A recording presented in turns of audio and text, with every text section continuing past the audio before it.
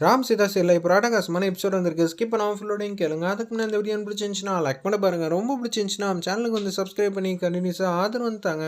நம்ம ராம்லேருந்து எல்லாரும் டைலரிங் யூனிட்டில் தான் இருக்காங்க. இது எல்லாம் சாதிச்சதுக்கு முக்கிய காரணம்னா யாருன்னு பார்த்தீங்கன்னா அக்கா நீங்கள் எல்லாரும் தான் அப்படின்னு சொல்லி சீதாவையும் சுற்றி இருக்கிற எல்லாரையும் பாராட்டுறாங்க. தம்பி எனக்கு மட்டும் மோட்டிவேட் பண்ணல, சீதா எங்கள் எல்லாரையும் மோட்டிவேட் பண்ணி எங்களால் முடியும் நம்பிக்கை வந்து கொடுத்துருக்கா அப்படின்னு சொல்லி சந்தோஷமாக வந்து பேசுகிறாங்க. ஒட்டுமொத்த நிர்வாகி முன்னாடி அந்த இடத்துல இந்த வீட்டில் ரொம்ப வந்து சங்கடப்பட்டுட்டு எல்லாருமே யோசிச்சிருந்தோம். இந்த ஃபீல்டில் எனக்கும் சரி துரைக்கும் சரி எக்ஸ்பீரியன்ஸ் ரொம்ப அதிகம் ராம்லேருந்து.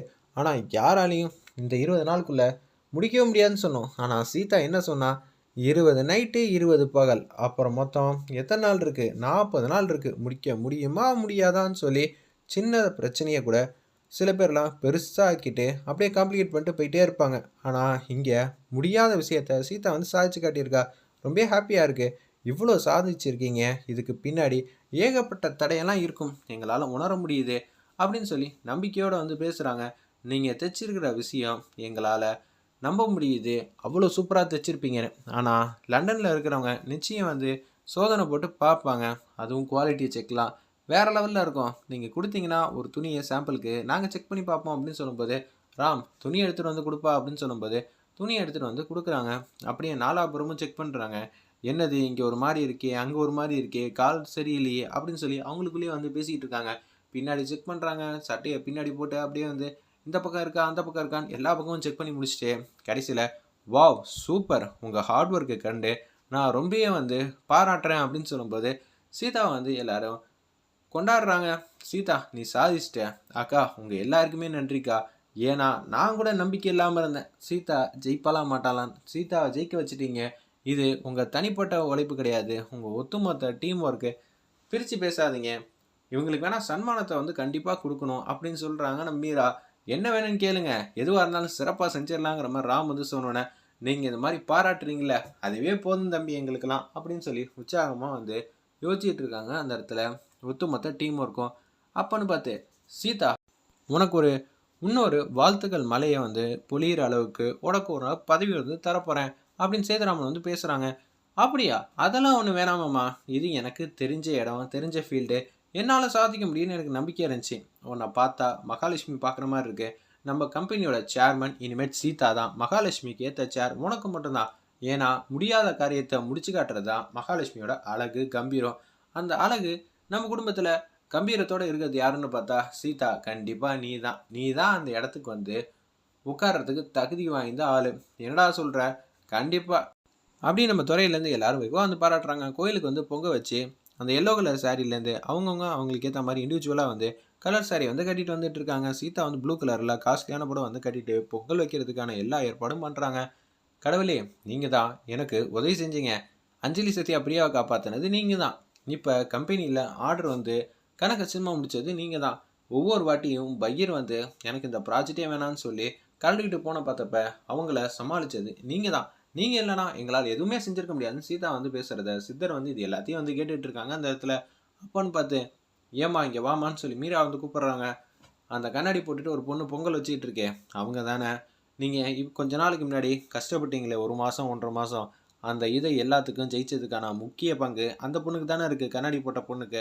ஆமாம் சித்தரே, உங்களுக்கு எப்படி இதெல்லாம் தெரியும் அப்படின்னு சொல்லும்போது, நான் சித்தர் இல்லைம்மா, என்கிட்ட இப்போ முத்தாரம்மன் ஒரு வாக்கு வந்து உன்கிட்ட சொல்லியிருக்கா, அதை தான் சொல்ல வந்திருக்க. நீங்கள் சாதிச்சிருக்கீங்க, வாழ்க்கை ஃபுல்லாக இனிமேட்டு சந்தோஷமாக இருக்கும்னு நினைக்கிறீங்க. ஆமாங்க, அப்படியே நடக்கணும்னு தான் நாங்கள் ஆசைப்பட்றோம், வாழ்த்துங்க சாமியாரே அப்படின்னு சொல்லும்போது, நான் எதுவும் சொல்லலாமா, முத்தாரம்மன் சொல்கிறத நான் இங்கே மீடியேட்டராக வந்து சொல்கிறேன் சரியா. நீங்கள் சந்தோஷமாக சிரிச்சுக்கிட்டே இருக்குன்னு நினைக்கிறீங்க, வாழ்க்கை எப்போதும் சிரிச்சுக்கிட்டே இருக்க முடியாதுல்ல, சோகம் பலத்த அடி இது எல்லாம் வந்துட்டு தான் போகும் அப்படின்னு சொன்னோன்னே, என்ன சாமி இப்போ தான் இனிமேட்டு நல்லா இருக்க போகிறோன்னு நினச்சா இப்படி சொல்கிறீங்க, எல்லாமே வந்து கஷ்டத்தில் முடியுமாம்மா, இல்லை எல்லாமே வந்து சந்தோஷத்தில் முடியுமா, சந்தோஷம் வந்தால் பின்னாடியே வந்து கஷ்டம் வரும், கஷ்டம் வந்தால் அதுக்கடுத்து சந்தோஷம் வரும், வாழ்க்கையில் ஏற்றம் இறக்கம் இருக்கும், சைக்கிளில் பெடல் பண்ணால் கூட ஒரு கால் மேலேயும் ஒரு கால் கீழேயும் இருந்தால் தான் வாழ்க்கை செடியாக வந்து நிதானமாக சூப்பராக போகுதுன்னு அர்த்தம், புரியுதாமா அப்படின்னு சொல்லி கேட்குறாங்க. அந்த இடத்துல நம்ம சித்தர் சொல்கிறது எல்லாத்தையும் மீராவும் சரி அந்த பொண்ணை மட்டும் கவனமாக பார்த்துக்கம்மா, அந்த பொண்ணு எந்த வேணமான அடியும் வாங்காமல் பார்த்துக்க, என்னங்க சொல்கிறீங்க? அந்த பொண்ணை பத்திரமா பார்த்துக்கணுமா? அப்போனா முத்தாரம்மன்ட்ட வந்து கேட்டு சொல்லுங்கள், யாருக்கு எங்கள் குடும்பத்தில் ஆபத்து இருக்குன்னு. அதை முத்தாரம்மன் வந்து சொல்கிறதுக்கு எனக்கு உத்தரவு வந்து கொடுக்கல. இன்னொன்று அந்த தகவலையும் என்கிட்ட சொல்லலை. நீ அந்த பொண்ணை மட்டும் பத்திரமா பார்த்துக்க, அவ்வளோதான் என்னால் இன்டைரக்டாக சொல்ல முடியும் அப்படின்னு சொன்னோன்னே அப்படியே பயந்துடுறாங்க. ஒரு பக்கம் சுபாஷும் அர்ச்சனாவும் பழையபடி காஸ்ட்லியான காஸ்டியூமில் வந்து இருக்காங்க அந்த இடத்துல. நான்சி வீடை விட்டு போயிட்டா அப்புறமேட்டு நமக்கு 25% ஷேரே கிடைக்காதுங்கிற மாதிரி திருப்பியும் கேவலமாக வந்து யோசிச்சுட்டு இருக்காங்க. அந்த இடத்துல சொத்து தான் முக்கியம்னு அஞ்சலி மாசா வந்து நிற்கிறாங்க. செல்வி நீ என்ன பண்ணி எது பண்ணியும் தெரியாது. அவள் எந்த லக்கேஜும் இருந்தாலும் அதை அப்படியே இங்கே இருக்கவே கூடாது, பேக் பண்ணி அனுப்பிச்சு தூக்கி எறிய வேண்டியதான் அப்படின்னு சொல்லி மாஸ் பண்ணுறாங்க. அஞ்சலி நீ தேவலாம் தப்பு கணக்கு போடுற, அதெல்லாம் ஒன்றும் இல்லை. செல்வி நீ எடுக்க பயமாக இருக்குன்னா தள்ளு அப்படின்னு சொல்லி 2 3 பெட்டி எடுத்து தூக்கி வீசுகிறாங்க. அந்த ரூம்லேயே செமையா வந்து பொத்து பொத்துன்னு விழுவுது. அஞ்சலி நீ பெரியவங்களுக்கு மரியாதை கொடுக்கணும், நீ இப்படியெல்லாம் நடந்துக்கவே கூடாது. என்ன நினச்சிட்டு இருக்க? நானும் உனக்கு அம்மா போல தானே. சித்தி யார் இல்லைன்னு சொன்னா? நீங்கள் ஏதாவது உனக்கு செய்ய சொல்கிறீங்களா? செய்கிறேன். ஆனால் அந்த நான்சி இனிமேட்டு எதுக்கு இருக்கணும்? அப்பா வந்து சொல்லிட்டாங்க இனிமேட்டு அவள் வீட்டிலே இருக்கக்கூடாதுன்னு. நான் அண்ணன்ட்ட பேசிக்கிறேன்னு சொன்னோன்னே சேதுராமன், துரை, அதுக்கப்புறம் ராம் எல்லாருமே வந்துட்டாங்க அந்த இடத்துல. அப்பன்னு பார்த்து என்னடா என்னமோ பேசிகிட்டு இருந்தே அண்ணா, கம்பெனியில் எங்களுக்கு உரிமை இல்லையாண்ணே? நான்சி வந்து வீட்டை விட்டு போகக்கூடாதுன்னு சொன்னேண்ணே, இது தப்பா? ஓ அப்படியா சொன்னேன். உனக்கும் இந்த கம்பெனிக்கும் முதல்ல என்ன சம்மந்தம் இருக்குது?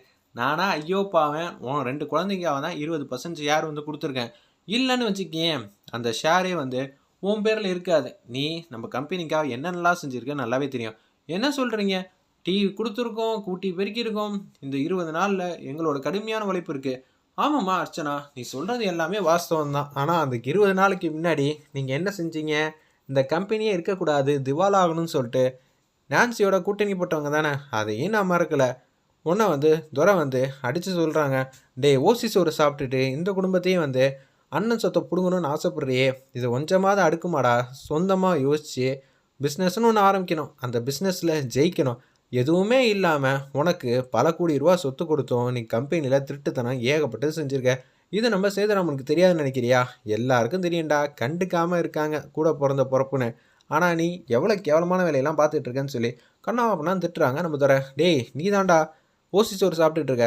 ஆமாண்டா ஓசி சோறு தான் சாப்பிட்றேன். ஆனால் என் தங்கச்சி தப்பானவன்னு தெரிஞ்சோன்னே இந்த குடும்பத்தை பழி வாங்கணும்னு நினச்சா நான் வந்து சேதுராம் பக்கம் நின்று அவளை வீட்டை விட்டு துரத்தணும்னு நினைக்கிறேன். ஆனால் கண்டவளுக்காக நீ சொத்துக்காக ஆசைப்பட்டு கூட பிறந்த பிறப்புக்கிட்டேயே ஏமாத்திட்டீங்கன்னு நினைக்கிறியே, நீ எல்லாம் எப்பேற்பட்ட ஆள் அப்படின்னு சொல்லும்போது துரையும் நம்ம சுபாஷும் செம்மையாக வந்து சண்டை போடுறாங்க. சண்டையில் வந்து துரை வந்து ஜெயிச்சிட்றாங்க, தர்ம அடி வாங்குறாங்க. அந்த இடத்துல நம்ம சுபாஷ் வேறு லெவலில் மாசம் இருந்துச்சுன்னே சொல்லலாம் அந்த சீன்லாம். அதே மாதிரி தான் தேவையில்லாமல் பேசுகிறவளை வச்சு அதடா துரைக்கு எல்லா உரிமையும் இருக்குது. ஆனால் சீதா வேற சேர்மன் ஆக்கிட்ட மகாலட்சுமி போஸ்டிங்கை தாங்குவாளா? உன்னை விட பல மடங்கு அவள் தாங்குவாடா அப்படின்னு சொல்கிறாங்க அந்த இடத்துல நம்ம சேதுராமன். சீதா வந்து பொங்கல் வந்து வச்சிடுறாங்க. கிழக்கு பக்கம் பார்த்து பொங்கல் வந்து பொங்குது. அப்பன்னு பார்த்து சீதா வந்து சந்தோஷமாக வந்து சாமி கும்பிட்டுட்டு நல்ல வாக்க சொன்னீங்களேன்னு சொல்லும்போது மீரா ஏஞ்சி அவங்க பக்கத்தில் வந்து நிற்கிறாங்க.